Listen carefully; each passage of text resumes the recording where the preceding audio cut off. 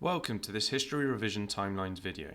Today we'll look through the second part of the Cold War from 1959 to 1968 and see how the two superpowers responded to a series of international crises.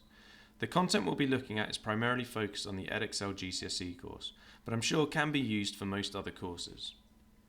Here's a timeline of some of the events that saw the world hold its breath as the two superpowers navigated their way out of a potential nuclear Armageddon. It is worth downloading and completing the accompanying worksheet, which can be found in the comments section below.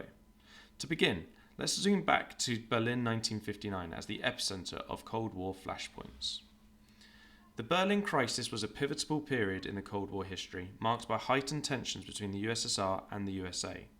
Khrushchev was particularly preoccupied with Berlin for several reasons. Firstly, there was the brain drain. Throughout the 1950s, thousands of East Germans fled to the West through Berlin, escaping the harsh political climate and economic hardships of life under communism. By 1958, 3 million people had crossed over, threatening the economic stability of East Germany. Secondly, the lure of the West played a crucial role. Travel between eastern and western sectors of Berlin was relatively easy, allowing East Germans to see the prosperity and freedoms of the capitalist West, which contrasted sharply with their own conditions. Lastly, Berlin was a hotspot for espionage. As a Western enclave within a communist territory, it was an ideal place for American spies to gather intelligence on Soviet military activities. In response to these problems, Khrushchev delivered an ultimatum in November 1958 demanding the withdrawal of Western forces from West Berlin and the city's transformation into a demilitarized free city. This ultimatum brought the superpowers into direct confrontation over Berlin. Seeking a solution, a summit in Geneva was called, which saw representatives from the USA and USSR meet to discuss the issue. Although no concrete resolutions emerged, the summit helped to establish a framework for future negotiations and eased immediate tensions. This was followed by Camp David summit in September 1959, which brought the US President Eisenhower and Khrushchev together. This informal meeting, held at Eisenhower's retreat in Maryland, marked a thaw in relations as both leaders expressed a willingness to find a peaceful solution to the Berlin problem. However, the fundamental disagreements remained unresolved. However, tensions flared at the Paris summit in May 1960, which was derailed by the U-2 incident.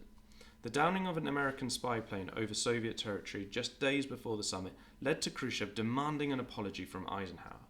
Eisenhower's refusal caused Khrushchev to storm out, effectively ending any hopes of progress on Berlin and souring US-Soviet relations. By 1961, a summit in Vienna between the newly elected John F. Kennedy and Khrushchev failed to break the impasse. Khrushchev renewed his threats regarding Berlin, and the confrontational tone of the meeting signaled a hardening of positions on both sides as Kennedy increased his defense spending. The crisis culminated in August 1961 with the construction of the Berlin Wall. The wall's construction effectively ended the Berlin crisis, but it solidified the division of Germany and Europe, epitomizing the ideological battle between East and West for decades to come. It is important to remember that whilst these events were playing out, a similarly intense confrontation was occurring in Cuba. The roots of this crisis lay in the Cuban Revolution of 1959, when Fidel Castro overthrew the US-backed dictator Fulgencio Batista. Castro's subsequent alignment with the Soviet Union alarmed the United States, leading to a series of escalating tensions. In April 1961, the Bay of Pigs incident further strained relations. The US attempted to overthrow Castro through a CIA-backed invasion by Cuban exiles. The invasion was a fiasco, ending in the capture or death of the invaders and a humiliating defeat for the United States. This failure strengthened Castro's ties with the Soviet Union and increased his reliance on Soviet military and economic support. This included the installment of Soviet missiles in Cuba. The Cuban Missile Crisis itself began in October 1962 when American U-2 spy planes discovered Soviet nuclear missiles being installed in Cuba, just 90 miles from the US coast. This discovery led to 13 days of intense negotiations and brinkmanship, which brought the world to the brink of nuclear war. Kennedy responded by imposing a naval blockade on Cuba to prevent further Soviet shipments of military equipment. He also demanded the removal of the missiles already in Cuba.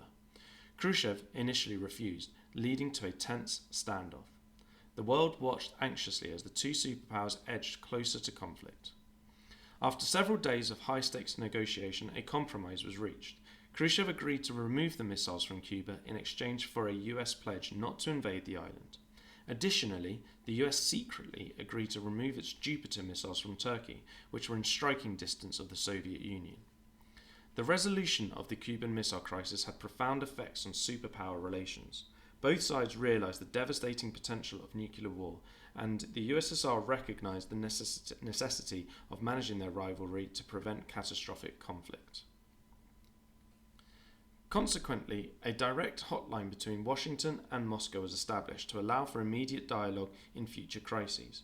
This crisis also led to a series of arms control agreements, including the Partial Nuclear Test Ban Treaty of 1963 and the Nuclear Non-Proliferation Treaty. This had a noted impact on how the USA decided to deal with the final crisis of this timeline, the Soviet invasion of Czechoslovakia. It began with the rise of Alexander Dubček as the leader of Czechoslovakia in January 1968. Dubček initiated a series of liberalising reforms known as the Prague Spring, which aimed to create socialism with a human face. These reforms included greater freedom of speech and press, reduced censorship, and economic decentralisation. However, crucially, Dubček's reforms did not include a clause to leave the Warsaw Pact, the military alliance dominated by the Soviet Union. Brezhnev, who became the leader of the Soviet Union in 1964, was initially uncertain about how to respond to Dubček's reforms. However, as the Prague Spring gained momentum, Brezhnev and other Warsaw Pact leaders grew increasingly concerned that these changes might inspire similar movements in other Eastern Bloc countries, potentially threatening Soviet control over Eastern Europe. In August 1968, Brezhnev decided to act.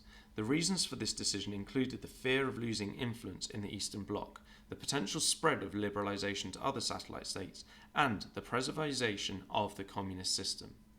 On the night of August 20, 1968, Warsaw Pact troops invaded Czechoslovakia. The invasion quickly crushed the Prague Spring and reinstated a hardline communist regime in Czechoslovakia.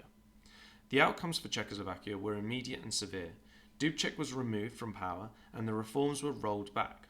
The country returned to strict Soviet-style communism and a period of normalization began, characterized by repression and the suppression of dissent.